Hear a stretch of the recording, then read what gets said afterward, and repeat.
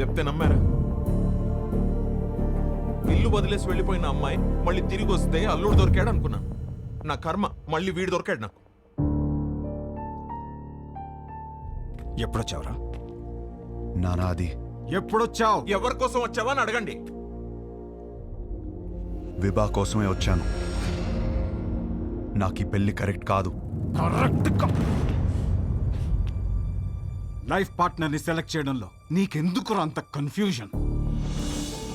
ఆ అమ్మాయి అడిగిన 4 పిచ్చి ప్రశ్నలు 4 రోజుల వరకే సరిపోతాయిరా. దాని తర్వాత రియాలిటీస్ చూసినప్పుడు ఈ ఫ్యాంటసీస్ ఏవి మిమ్మల్ని కలిపుంచావు. కలిపుంచేది ఒక్కటే ఉంది, సర్దుకుపోయే గుణం. సక్సెస్ఫుల్ కాపురానికి కావలసిన ఫస్ట్ ఎలిజిబిలిటీ అది. ఆ రియాలిటీ మాకు తెలుసు కాబట్టే అందరం కలిసి పక్క పక్కన ఇలా హ్యాపీగా ఉంటున్నాం. అది అర్థం కాకే పెళ్లికి ఇన్ని ఎలిజిబిలిటీస్ ఉన్నా కన్ఫ్యూజ్ అవుతున్నాం. అర్థం కాంది మీకే నాన్నా. కాపురానికి వేరే ఎలిజిబిలిటీస్ ఉన్నాయి. అలా ఉంటే నా కూతురి పాటికి నీ పక్కనే ఉండాలిగా. ఏది వస్తుంది రాదు, వస్తుంది రాదు.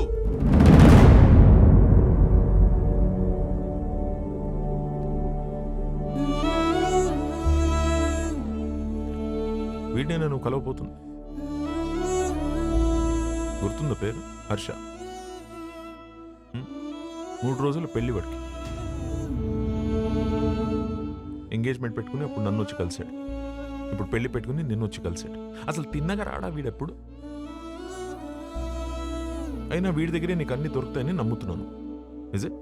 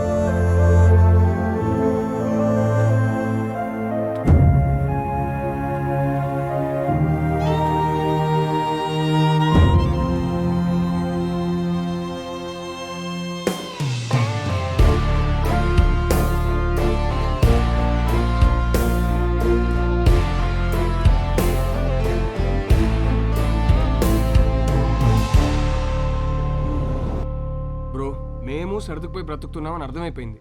ఇంకేదో దారి ఉందన్నావుగా, అది చెప్పి చావచ్చుగా. అది చెప్తే అర్థం కాదు, ప్రూవ్ చేయాలి. అది ప్రూవ్ చేయాలంటే నా పక్కన విభా ఉండాలి. ఇన్నిసార్లు ఫోన్ చేసి ఫోన్ ఎత్తలేదంటే తను మళ్ళీ హర్ట్ అయి ఉంటుంది. తను హట్ అయితే వచ్చి మొహం పైన జోకులేస్తుంది. అది జరగలేదు కాబట్టి నాకు ఇంకా హోప్ ఉంది. సరే, మాకు టైం అవుతుంది. పక్కనే పెళ్ళికి వెళ్తున్నాం. నిన్నెక్కడ డ్రాప్ చేయాలో చెప్పు. ఎవరి పెళ్ళికి బ్రదర్? మేఘా, హర్ష. మేఘా నీకేమవుతుంది?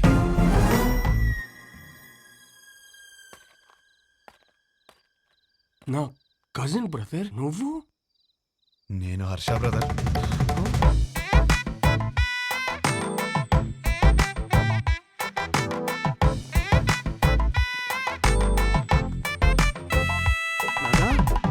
ఏంటి నాన్న నీ ప్రాబ్లము? మేఘాన్ని చేసుకుంటే లైఫ్ ఎంత బాగుంటుందో తెలుసా? చెప్పు చెప్పు, నీ మనసులో ఏదో ఉంది, చెప్పురా నాకు ఒకసారి చెప్పు. ఒకసారి చెప్పు. ఈ పెళ్లి చేసుకుంటే నీతో కాపురం చేసినట్టు ఉంటుందిరా. నాతో కాపురం చేసినట్టు ఉంటుందా? ఎంత బాగా చూస్తున్నారా నిన్ను. చోకొట్టి పడుకోబెట్టాను, ఊకొట్టి లేపాను, ఎప్పుడేటప్పుడు మ్యాగీ నూడిల్స్ పెట్టాను. ఇంకా ఆపరా. For the first time I think I need a shoulder రా. For the first not the shoulder I want, but రేయ్, when nothing is available, go for the reachable. Come on.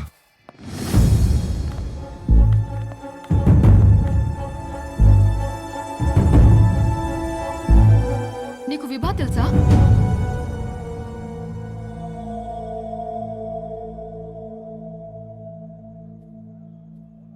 అరే, తెలియకపోవడం ఏంటి? ఎంత పెద్ద స్టాండప్ కమెడియన్. పెళ్లికి సంగీత్లని చాలా boring. This time it's standup time. Come on, get ready. ఏంటి బావ ఇది? ఆపేలు రావడం ఏంటి? షో చేయడానికి వచ్చింది, నవ్వించి వెళ్ళిపోతుంది. నవ్వించకపోయినా పర్వాలేదు, నవ్వుల పాలు చేయకపోతే చాలు. హర్ష, విభా బాగా హర్ట్ అయి ఉంటుంది. ఇప్పుడు ఎలాంటి జోక్స్ వేస్తుందో ఏంటో. ఆ జోకులు నీ మీద మాత్రం వేయకూడదని కోరుకుంటున్నా.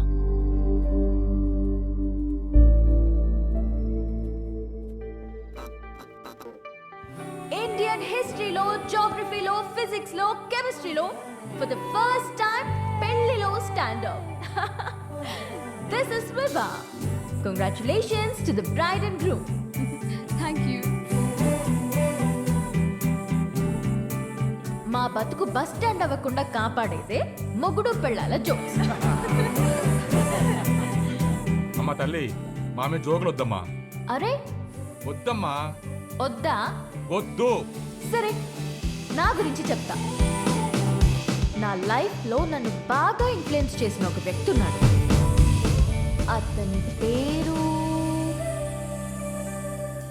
సుబ్బు. మా నాన్న. మీరు అనుకున్నది కరెక్టే, తన పేరు సుబ్రహ్మణ్యమే. కానీ నా కథ వింటే సుబ్బు అని పిలవడమే ఎక్కువ అని మీరే ఫీల్ అవుతారు. రియలీ అంత టార్చర్ పెట్టాడు. ఇదే మాట సుబ్బుని అడిగాను అనుకోండి, వీడొద్దు వాడొద్దు అని నేనే టార్చర్ పెట్టానంటాడు. మరి పెళ్లి కొడుకుల్ని పేక ముక్కల్లా చూపిస్తూనే ఉన్నాడు.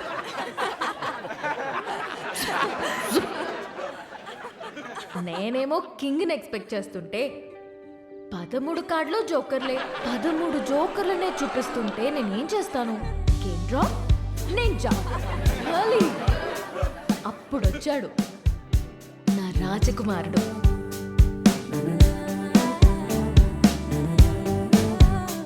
వెళ్ళే వద్దురా బాబు అని నేను తిరుగుతుంటే, కబుర్లు చెప్పుకుందామా, కలుద్దాం అని నాకే తెలియకుండా నా నోట్బుక్లో రాశాడు. సుబ్బు పంపిన జోకర్ అయి ఉంటాడులే అనుకుని లోలా బైక్ ఎక్కాను. వాడు చెప్పాడు కబుర్లు. రోజంతా టైమే తెలియలేదు. దిగాక తెలిసింది వాడు లోలా వాడు కాదు, ఆ బుక్లో రాసిన అవులాగాడు. సుబ్బు పంపిన వాడికి అంత బుర్ర ఉండదే అనుకుని దమ్ముంటే కలువన్నాను. వాడి సంగతి తేల్చేద్దామని రమ్మన్నా. పెళ్లి విషయంలో నాకున్న భయం పోవాలంటే యూ నీడ్ అ హోప్ అని నా కోసం పింక్ బలూన్ పెట్టాడు. హోప్ అంటే ఎంత బలంగా ఉండాలి. బలూన్ ఇచ్చాడు. అది ఆలోచించుకుంటూ సిటీ మొత్తం తిరిగాను. అప్పుడు తగిలాడు ఒకడు. చుట్టూ పొదలు, మనుషులు లేరు. వెన్నులో వణుకు మొదలైంది. ఏం కావాలరా అని అడిగితే ఒక్క ఛాన్స్ ఇమ్మన్నాడు. ఎలాగో ఎస్కేప్ అయ్యి ఇంటికొచ్చాను కానీ వణుకు మాత్రం తగ్గలేదు. ఎవరితోనైనా మాట్లాడితే భయం పోతుందని కాంటాక్ట్ లిస్ట్ మొత్తం వెతికాను. ఎవరికే చేయాలనిపించలేదు. సుబ్బుకి చేద్దామంటే అక్కడికి ఎందుకు వెళ్ళావు, అక్కడేం పని నీకు అని మొదలెడతాడు. నా సిచ్యువేషన్ని అర్థం చేసుకోడు. సడన్గా ఒంటరిగా ఉన్నానని అనిపించింది. కాంటాక్ట్ లిస్ట్లో ఎన్ని వందల పేర్లు ఉన్నాయని కాదు, అవసరమైనప్పుడు మన ఎమోషన్స్ని షేర్ చేసుకోవడానికి మనకంటూ ఒకడు ఉండాలి. అందుకే పెళ్లి చేస్తారేమో. అప్పుడొచ్చింది మెసేజ్ వాడి దగ్గర నుండి, calm down, you're not alone అని. ఆ ఒక్క మాట నాకు ధైర్యాన్ని ఇచ్చింది.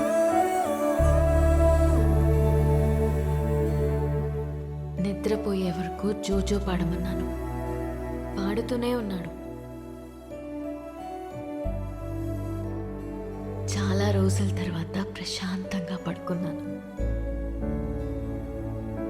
కొన్ని సంవత్సరాలుగా మా నాన్న వల్ల లోపల పేరుకుపోయిన భయాలన్నీ ఒక చిన్న పిట్ట కథ చెప్పి అలా తీసేశాడు.